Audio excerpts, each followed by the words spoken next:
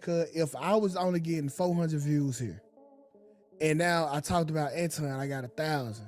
Okay, and then I tried to talk about something else, and it went back to 500. Over the past few days, I keep hearing people bring up this morning show.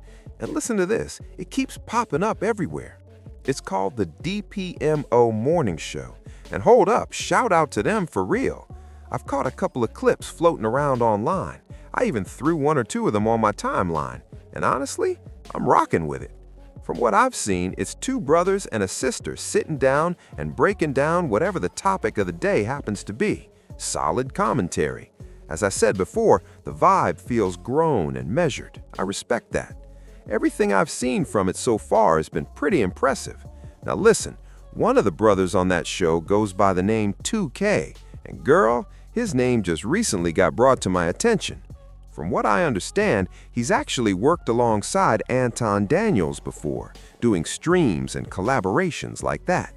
Now me personally, I don't really stream much these days, maybe once or twice a year at most. So yeah, a lot of these personalities are still new faces to me because I mostly stay in the pre-recorded lane now.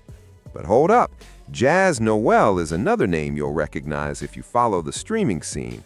And this part matters because if you remember, Jazz Noel was the one who actually exposed Anton Daniels over this situation. But you know what? I'll keep it a buck with y'all. Anton definitely asked me to come to Detroit before.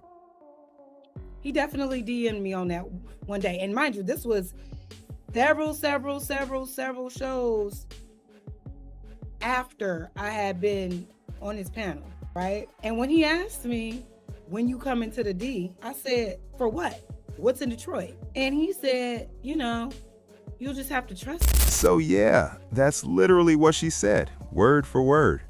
Now hold up, because a few days back, they actually addressed this whole situation on that morning show. They basically started debating whether this was something she should even be putting out there in the first place. Like, listen to this. The conversation turned into a real discussion about whether exposing it publicly was the right move or not. And right in the middle of all that, one of the hosts, the brother who goes by 2K, decided to weigh in. And girl, this is where things started getting interesting, because 2K came in with this take. Ever watched the Monday show? Literally every girl that come on the show that's halfway attractive, Anton try to fly them out. In fact, it's so much, I put this sound effect on my soundboard for when I'm on Anton's show and he try to fly a female out. That's how much he done it. It was just like a running joke on the show at that point. What is we talking about? Now, listen to this. Anton apparently has a reputation for shooting his shot at the fly chicks all the time. Anybody who looks good? Yeah, from what people are saying, he's been known to make his move. So 2K basically made it clear that he doesn't really disagree with the point she's making. In fact, hold up, it gets even crazier because he admitted he actually made a whole sound effect about it. And girl, he didn't just mention it. He went ahead and played the sound effect right there, which honestly caught my attention. Now, after that moment, the sister on the show jumps in and asks a question that really makes you stop and think. Wait a minute. I thought Anton was married. His wife booked the flight. Oh, okay. So, hold up. He doesn't just respond, he takes it a step further. He basically says, listen to this, Anton's wife supposedly knows about it and is part of the whole situation too. But then, girl, he doesn't stop there because he actually starts explaining why he thinks she's going along with it. Start calling a spade, bro. What's Jazz page name? And before Jazz Noel 07. Jazz Noel. And Jazz my girl. Okay, Jazz Noel. Yeah, I love me some Jazz. Jazz my girl. I'm like, huh? But I guarantee you, before I even look on her page, the video where she talk about Anton is her highest viewed video. Yeah, I guarantee. Then he kind of pauses and says respectfully, I love Jazz. And from the way the conversation sounded, it seemed like everybody on that panel had some level of respect for her, right? One of the brothers actually looked like he didn't even want to get into talking about her at all. But 2K still made his point and said, listen to this. He believes she's putting this out there mainly for clout. In his view, she's chasing the attention and the extra views that come with the drama. And girl, from there, the conversation starts shifting into a bigger discussion about other creators who operate in that same space. And if I was only getting 400 views here, and now I talked about Anton, I got 1,000. Okay, and then I tried to talk about something else, and it went back to 500. But let me talk about this again. Let me go ahead and get that payday. And we'd have had Freeze on the show, but nobody. Oh yeah, what's up about Freeze? What you think about Freeze? Cause he was on the show. What's that nigga? Freeze and no cap. No captivity. No captivity. He riding it. Of course, that's what you got to do at this point.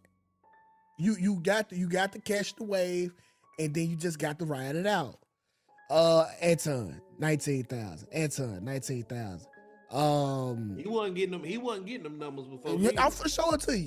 Shout out to No Captivity with Freezy because his name also came up during that discussion.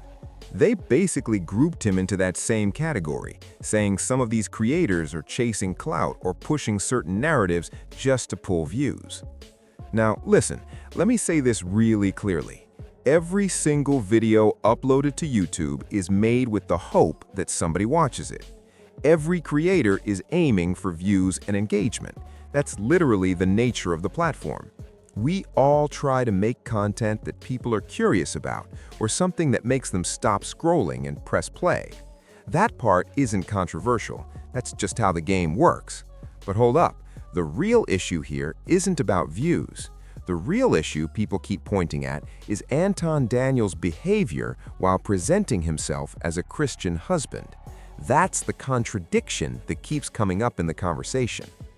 Now, if someone says Jazz dropped that video for clout, sure, technically that argument isn't completely wrong. But listen to this. The bigger concern is the image Anton projects compared to the strategies people claim he's using behind the scenes. There have been stories floating around suggesting he only engages with people when certain things are happening on stream or when certain women are around. At the same time, he publicly presents himself as a devoted Christian and family man. And that's where a lot of viewers start asking questions, because to many people, that contradiction matters more than whether a video gets views. Let's be honest here, very few people benefit from YouTube attention more than Anton himself. A lot of the controversy around him actually pushes traffic right back to his brand. People start talking, searching his name, and suddenly they're discovering his platforms. Even if other creators make money discussing him, the long-term attention still boosts his ecosystem. The algorithm keeps his name circulating. New viewers discover his content through those searches. Some of those viewers turn into supporters, and those supporters eventually move into his paid spaces or consultations. So in reality, the visibility often ends up working in his favor. Now, here's where things get uncomfortable for some people watching. If someone is married, people expect certain boundaries to exist. So when stories come out about flying women out to Detroit, viewers start asking questions. And naturally, the next question becomes, what exactly is the purpose of that invitation? Is it business collaboration? Is it a paid appearance? Or is it something else entirely? When the intention isn't clearly explained, people start filling in the blanks themselves, and that's where speculation grows, because many assume the invitation implies a romantic or physical interest, and critics argue that using a large platform to make those connections can create ethical concerns. Some people even say it wouldn't matter whether his wife knew about it or not. Others go further and argue that if she did know, that creates an even bigger conversation about responsibility. Then there's another angle people bring up. If someone invites women out but isn't clear about the expectations, critics say that creates confusion. Some say they'd respect it more if intentions were straightforward. Instead, they believe the messaging becomes vague. But at the same time, that same public figure talks openly about faith and Christian values, and that's where the biggest clash happens in the public conversation. People start asking which image is the real one. Is it the man promoting Christian discipline and leadership, or the personality involved in these rumors and accusations? Because when stories keep changing, audiences begin questioning credibility. And once doubt enters the conversation, every new claim gets examined even harder. Now, when someone like Jazz eventually speaks out, her videos sometimes get massive attention, but some argue that attention wouldn't exist if the original messages never happened. If the contact never started, the entire story might not even exist. That's why some people say the blame can't be placed entirely on the person telling the story. After all, she didn't initiate the messages, according to the claims. Supporters of that view say she didn't solicit anything from him. Instead, he reached out first. And that distinction matters in the debate, because the same public figure has often criticized problems inside the Black community. He's spoken about leadership, discipline, and the lack of strong role models. So when accusations like this appear, critics say it undermines that message. They point out the contradiction between preaching standards and possibly breaking them. Then people begin questioning motives again. If someone is already married, they ask why new women are being invited around at all. It raises the issue of intention. Are these connections meant to be long-term relationships? Are they paid business partnerships? Or something temporary? Some viewers even start bringing religion back into the conversation, because Christianity traditionally emphasizes one marriage partner. So naturally, people ask whether other lifestyles are being implied. Are they suggesting polygamy? Are they suggesting casual relationships? Or is it just speculation from outsiders? And if it crosses into adultery or premarital relationships, critics argue that that would conflict with biblical teaching, which is why some say the responsibility circles back to him. Even if someone else gains views talking about it, the situation still originated from his actions. If the messages never happened, the conversation wouldn't exist. And if someone doesn't want their name trending for the wrong reasons, critics say the best solution is simple: avoid the mistakes that start the story. Now listen, I've been on this platform for a long time myself, and personally, I've tried to keep women off my platform for the most part, not because women can't create great content, but because I don't want my platform to turn into something messy. And trust me, it's not always easy. Once a man starts gaining visibility online, attention changes. Suddenly, opportunities show up that never existed before. Women might message you who never would have before. Let's just be honest about that reality. Success on YouTube can open doors socially that never there before, and sometimes those opportunities include romantic attention. But that's where personal discipline comes in. If your brand revolves around faith and values, people expect consistency. If someone openly says their platform is about chasing women, that's one thing. But when someone constantly references Jesus Christ and Christian principles, expectations rise. Then the public starts asking whether the behavior matches the message. Because if the answer is no, critics will call it hypocrisy. And once people start believing you're not telling the truth, the damage spreads quickly. So if someone truly just wants casual relationships, some people say they should be honest about it. Don't mix it with religious branding. And if someone wants to keep their reputation clean online, there's a simple option: keep certain activities completely off the platform. Meet people privately as everyone else does. Go to a club, talk, and build connections in real life. Handle your personal life away from the audience.